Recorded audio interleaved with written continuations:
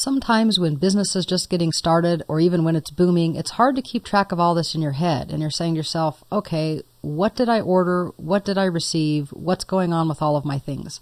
Don't forget that one of the great tools that QuickBooks provides is the ability to see things very easily in a variety of ways. Here's what I mean by that. We've been working with inventory and vendors. So I'm going to click on the Vendor Center for just a moment and open that up. Remember, on the left-hand side, we get to see a list of all of our different vendors. And let's kind of review some things here.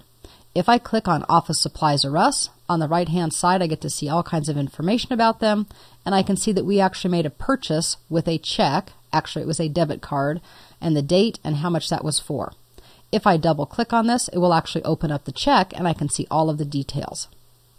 Likewise, if I come down to Total Training, I can see that I had a purchase order with them for $1,250.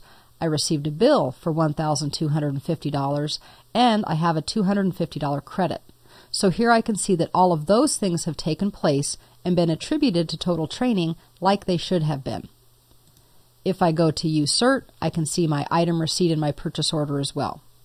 So there's a lot of information that's available here, as well as quick access to do things like edit notes for the vendor or edit the vendor themselves by clicking on the buttons. So far, so good.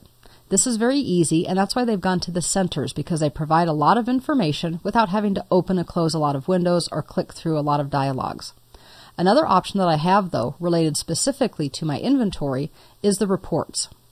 If I go to the reports menu at the top of the screen, I can come down and see that I have a specific section on inventory.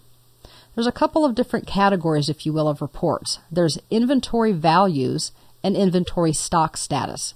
And usually in QuickBooks, you have a summary and a detail version.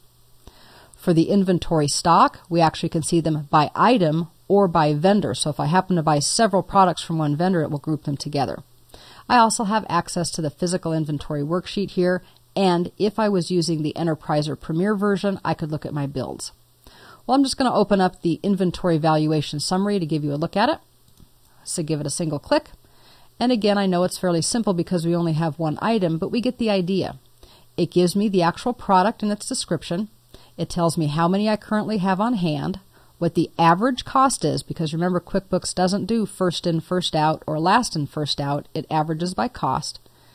The total value that I have is $1,500, and currently it makes up 100% of my total inventory assets.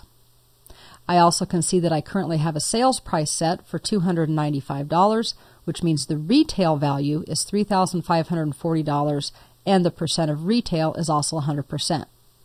Imagine that we can add 20 or 30 or 100 or 1,000 items to our inventory, and then how valuable these reports would be.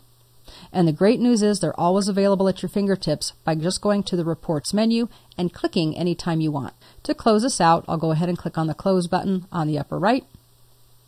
And I'll also close out the Vendor Center by clicking its Close button as well.